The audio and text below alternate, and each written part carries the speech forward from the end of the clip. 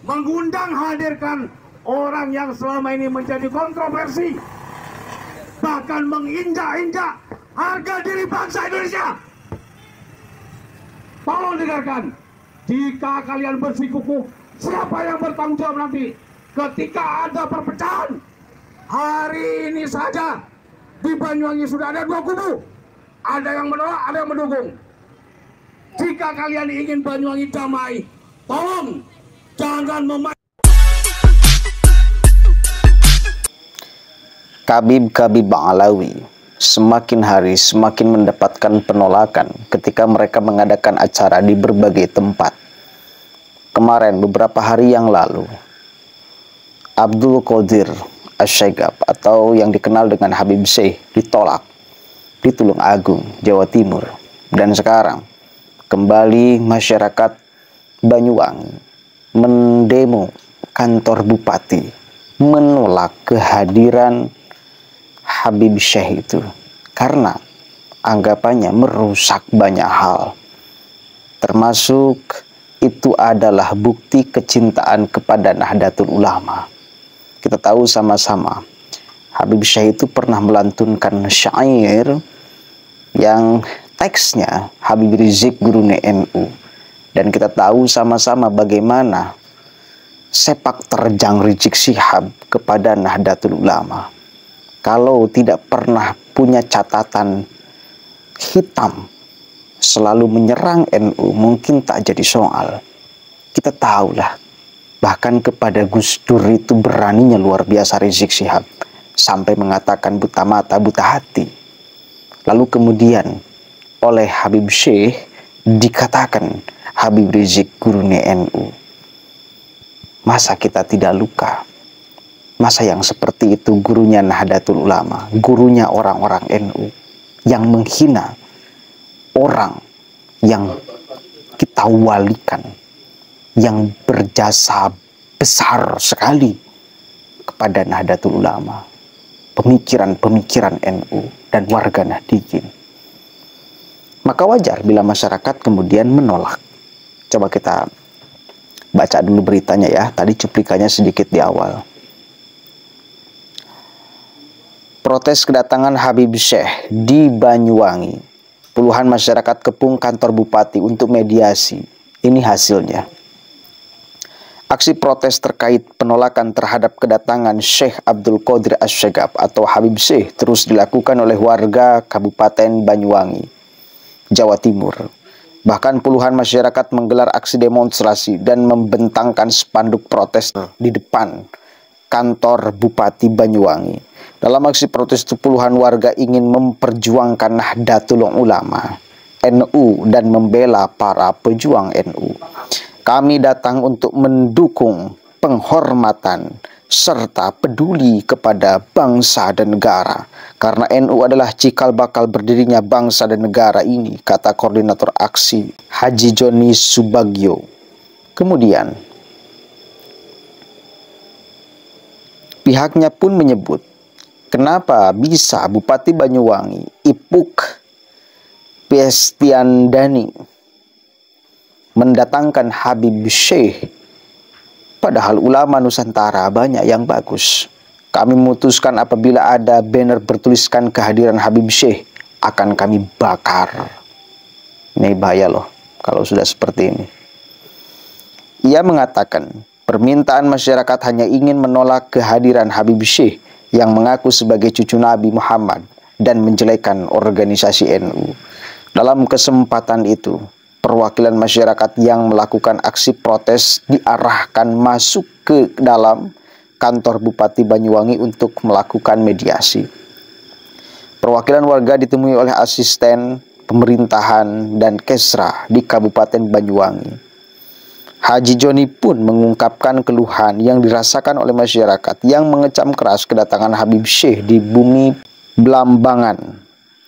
Kami sudah koordinasi dengan pihak pemerintah Kabupaten Banyuwangi terkait adanya penolakan kedatangan Habib Syekh di Banyuwangi. Lalu diberitakan sebelumnya jika sekelompok masyarakat menolak kedatangan Habib Syekh di Kabupaten Banyuwangi lantaran diduga telah melecehkan NU.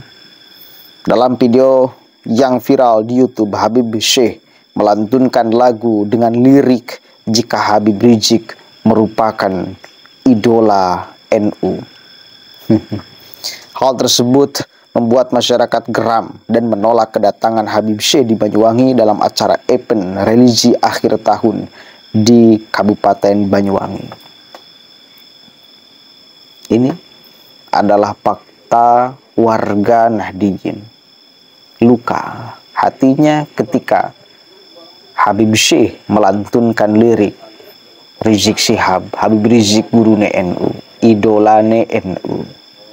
Apa yang hendak dia tuju, dia capai, dia gapai dengan lirik lagunya itu, tentu itu pasti karangan dia.